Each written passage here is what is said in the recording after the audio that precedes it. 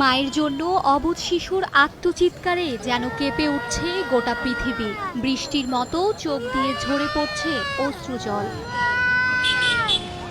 আদালত না বুঝলেও প্রতিবেশীর হাত ধরে ২.৫ বছরের শিশু ইয়াসিন আর ৩.৫ বছরের টুম্পা মা বাবাকে ফেরত পাবার আশায় বুধবার পা রাখে বিচারালয়ে। শুধু একটাই চাওয়া, মায়ের কোল আর বাবার স্নেহের পরশ। পুলিশ আমার আম্মুকে জেলে ভরে দিয়েছে। এখন আমার আম্মু আব্বু আমগুলো খালি কাপড় ধরে কাঁদে। মা আম্মু আব্বুকে যে মেয়ে হোক ধরে নিয়ে আসতে হবে।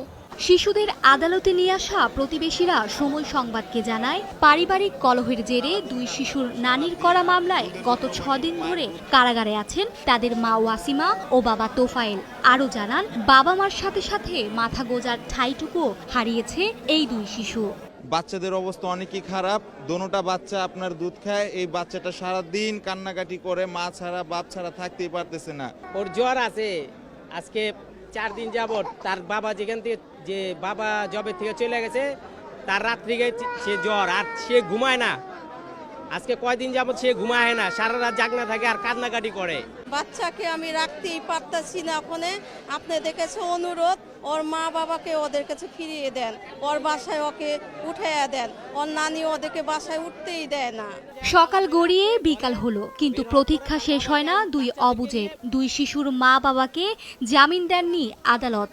তাই আবারও শুরু হয় ছোট্ট ইয়াসিনের বুক ফাটা কান্না আর বাকরুদ্ধ টুম্পার অসহায় চাহনি।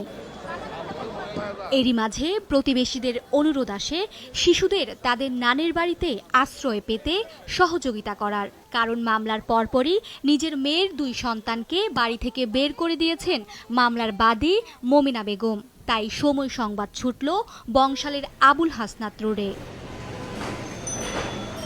আশাভঙ্গ হতে কয়েক মুহূর্তও লাগলো না। গণমাধ্যমের উপস্থিতিতে রেগে উঠলেন মামলার বাদী ও নানি মমিনা বেগম। চিৎকার শুরু করলেন দুই শিশুর খালাও। সাফ জানালেন, কিছুতেই তারা দুই শিশুকে বাড়িতে ঠাঁই দিবেন না। বাড়া যাইব, আমি রাখুম না করে। না না না, আমাদের মায়া নাই। থাকলে এই বাচ্চার জন্য আমরা জেলে যাব। আমার আম্মুর বাসায় আমার আম্মু দিবে না, প্লাস আমরা ভাই বোনরা ওরে বাসায় ঢুকতে দেব না। শিশুদের অসহায়ত্ব, প্রতিবেশীদের আকুতি কিংবা প্রতিবেদকের অনুরোধ, কোনো কিছুতেই মন গড়ল না শিশুদের আত্মীয়ের। এলাকাবাসীও অভিযোগ জানালেন মামলার বাদী মমিনা বেগমের বিরুদ্ধে। জানা গেল, মামলা করাই তার পেশা। এর আগেও নাকি প্রতিবেশীদের নামে বিভিন্ন মিথ্যা মামলা দায়ের করেছেন তিনি। তাদের কাজ হলো শুধু মামলা দেওয়া। আমাদেরকে অনেকবার এরকম হ্যারাসমেন্ট করছে মামলা দিয়ে পরের জায়গা দখল কইরা বসে থাকুন, আর এই যে এরকম মারপিটের মামলা দিয়া মানুষের ফাঁসাইয়া দেওয়ান। নিজ ঘরেই ঠাঁই না হওয়ায় দুই শিশুকে আবারও ঠাঁই নিতে হলো প্রতিবেশীর আশ্রয়ে। তবে এবার সৃষ্টিকর্তা যেন মুখ তুলে চাইলেন দুই শিশুর ওপর। খুশির খবরটা আসলো উচ্চ আদালত থেকে, যেখানে আদালত দুধের শিশুদের অবস্থা বিবেচনা করে জামিন দিয়েছে তাদের মা ওয়াসিমাকে। আর বাবা তোফায়েলের কেন জামিন হবে না, এই মর্মে রুল দিয়েছেন হাইকোর্ট। হাইকোর্টের আদেশ বিচারিক আদালতে দাখিল হলে তবেই দুই শিশু ফিরে পাবে মাকে, আর তাদের মা ফিরে পাবে নিজের নারী ছেঁড়া ধনকে। তাই এবার আবারও অপেক্ষায় ইয়াসিন ও টুম্পা। তবে এবারের প্রতীক্ষা প্রিয়জনের সঙ্গে মিলিত হবার। মার্জিয়া মুমু, সময় সংবাদ, ঢাকা।